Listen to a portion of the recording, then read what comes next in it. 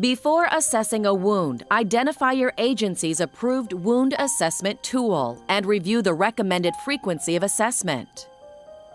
Perform hand hygiene and ensure privacy. Introduce yourself to the patient and identify her using 2 identifiers. Hi, my name is Rachel and I'll be your nurse today. Can you give me your name and your birthday? Betty Arnett, 10/15/55. Okay, I'm going to look at your wound today. Review the patient's last wound assessment and use it for comparison as you proceed with this one. Ask the patient to rate her pain on a scale of 0 to 10. Miss Arnett, before we get started on your dressing change, what would you rate your pain? 0 being none, 10 being the worst. About a 2. Note whether she appears anxious as you explain the wound assessment procedure to her. Position the patient comfortably so that the wound is clearly visible. To preserve her modesty, expose only the area of the wound. Fold the top of a waterproof biohazard bag to form a cuff and place the bag within your reach. Okay, good. Apply clean gloves and remove the soiled dressing.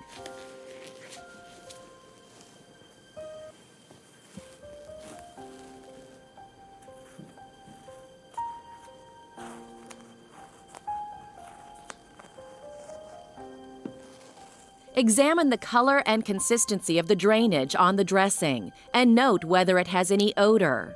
Is the dressing saturated, slightly moist, or dry? After you've inspected it, dispose of the dressing in the biohazard bag. Then remove and discard your gloves and note your findings. Perform hand hygiene and put on a new pair of clean gloves. Okay, I'm going to get a closer look at your wound. Now inspect the wound. Where is it located? Is it healing by primary or secondary intention? The edges. When healing occurs by primary intention, the edges of the wound are pulled together and approximated with sutures, staples, or strips of adhesive tape. Gradual formation of scar tissue allows the wound to close slowly. Note whether the margins of your patient's wound are approximated or close together. Ideally, there should be no gap between the edges of the wound. Look for evidence of infection, such as erythema, odor, or wound drainage. A closed incision should have no drainage. Lightly palpate along the incision to feel for a healing ridge. Such a ridge presents as firm tissue beneath the skin, extending 1/2 inch on each side of the wound. It appears 5 to 9 days after surgery.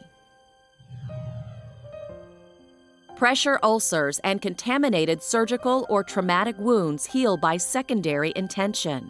In this process, granulation tissue forms and the wound edges contract, healing quickly but leaving behind a more obvious scar. To assess such a wound, begin by noting its anatomic location.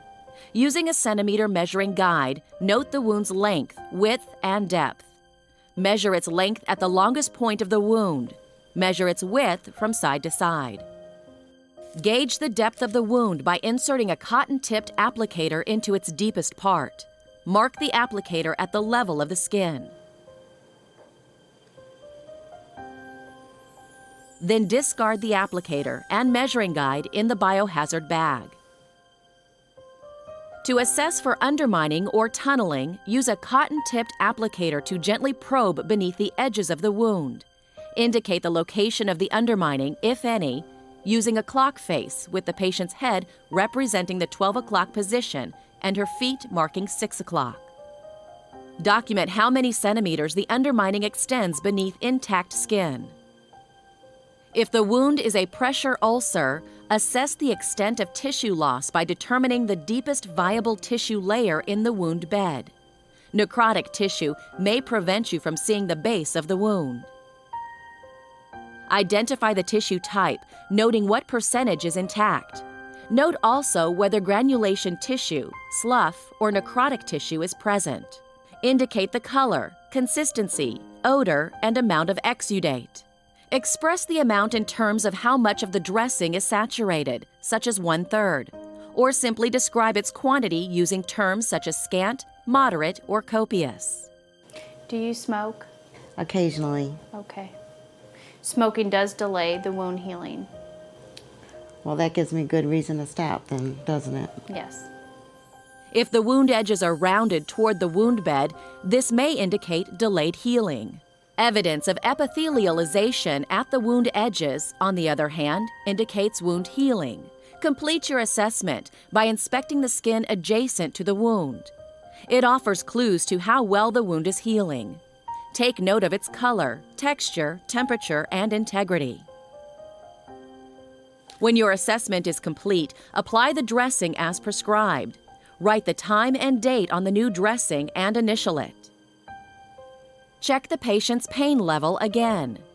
How's your pain score from 0 to 10? About a 1. About a 1? Good. Clean up your work area and perform hand hygiene. As part of your follow-up care, record your wound assessment findings and compare them with earlier findings to monitor healing.